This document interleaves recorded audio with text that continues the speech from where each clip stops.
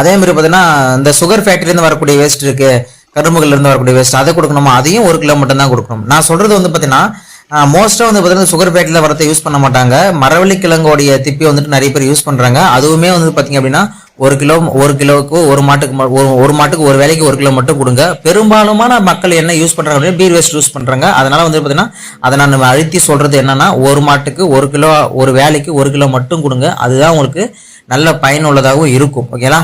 Beer waste போட்டுட்டு இருக்கவங்க கம்ப்ளீட்டா நிறுத்திட்டீங்க அப்படின்னா கம்ப்ளீட்டா பால் வந்துட்டு குறைஞ்சிரும். ஸோ அதனால நிறுத்தாதீங்க, அளவுகளை வந்துட்டு குறைங்க. ஒரு கட்டத்துக்கு மேல என்ன ஆயிடும் அப்படின்னா, இந்த 1 கிலோ அளவு நீங்க மெயின்டெனன்ஸா நீங்க கொடுத்துட்டே வரும்போது என்ன ஆகும் அப்படின்னா, அந்த பாலோடைய கெப்பாசிட்டி வந்துட்டு பாத்தீங்கன்னா இவ்வளவு 10 லிட்டர் கறக்கக்கூடிய பால் 12 லிட்டர் கறக்கும்.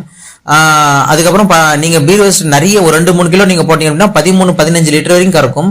ஒரு கட்டத்துக்கு மேல ஆவரேஜா வந்து ஒரு 14 லிட்டர் 13 லிட்டர் வந்துட்டு நீங்க சர்டைனே வந்துட்டு அது அப்படியே கண்டினியூ ஆகும் நீங்க 1 கிலோவில் கொடுத்துட்டு வரும்போது.